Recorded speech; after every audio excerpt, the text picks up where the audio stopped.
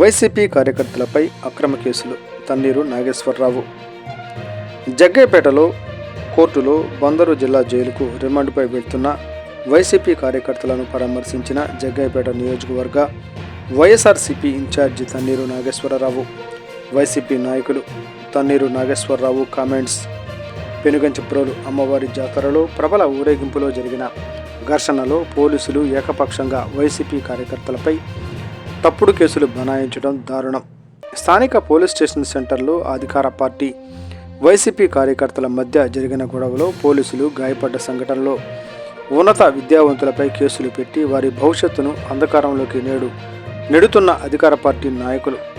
మొత్తం తప్పంతా వైసీపీ వారిదే అన్నట్లుగా అభంశుభం తెలియని యువకులను కేసుల్లో ఇరికించి జైల్లో మగ్గేలా చేస్తుంటే బాధాకరంగా ఉంది. ఈ సంఘటనను వైసీపీ అధినేత జగన్మోహన్ రెడ్డి దృష్టికి తీసుకెళ్లడం జరిగిందని, ఆయన వెంటనే పార్టీ లీగల్ సెల్ సుధాకర్ రెడ్డితో మాట్లాడి బాధితులకు అండగా ఉండాలని చెప్పారన్నారు. బాధితులకు న్యాయం జరిగేలా పార్టీ చూసుకుంటుందని, వారి కుటుంబాలకు పార్టీ అండగా ఉంటుందన్నారు.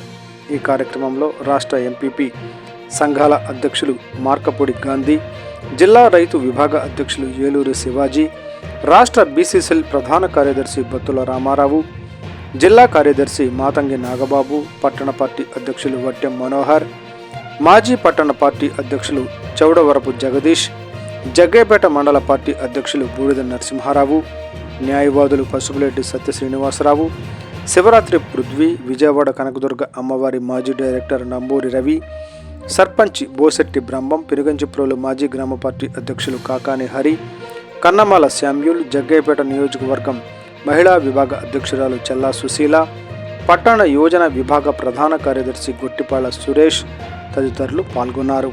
లక్ష్మీ తిరుపతమ్మ అమ్మవారి పసుపు కుంకుమ సమర్పించే కార్యక్రమంలో భాగంగా జరిగిన ఉత్సవాలలో ముఖ్యంగా ఏదైతే తిరునాళ్ళ కార్యక్రమం ఉందో దాంట్లో ప్రభబండ్లు కట్టే కార్యక్రమంలో భాగంగా మరి మంగళవారం తెల్లవారుజామున జరిగిన వైఎస్ఆర్ కాంగ్రెస్ పార్టీ తెలుగుదేశం పార్టీకి మధ్యలో జరిగిన స్వల్ప ఘర్షణ, దాన్ని అవకాశంగా తీసుకొని ఈరోజు కూటమి ప్రభుత్వం నిజంగా ఇక్కడే జగ్గయ్యపేట నియోజకవర్గంలో రెడ్ బుక్ రాజ్యాంగం ఏంటో నిన్నటి నుంచి మా అందరికి కూడా చూపిస్తా ఉన్నారు. ఎంత ఘోరం అంటే ఇక్కడ ప్రజాస్వామ్యం కూని అయిపోయింది. నిజంగా న్యాయం, ధర్మం, చట్టం అనేది ఏమీ లేదు ఈ నియోజకవర్గంలో.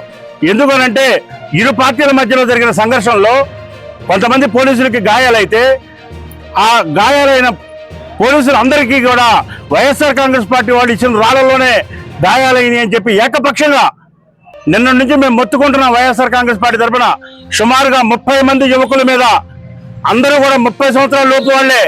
ఇందులో 30 మందిలో 15 మంది గ్రాడ్యుయేట్స్ ఉన్నారు, ఉద్యోగాలు చేసే వాళ్ళు ఉన్నారు, వ్యాపారాలు చేసే వాళ్ళు ఉన్నారు, సమాజంలో మంచి పేరు ప్రతిష్టలు ఉన్న వాళ్ళు ఉన్నారు.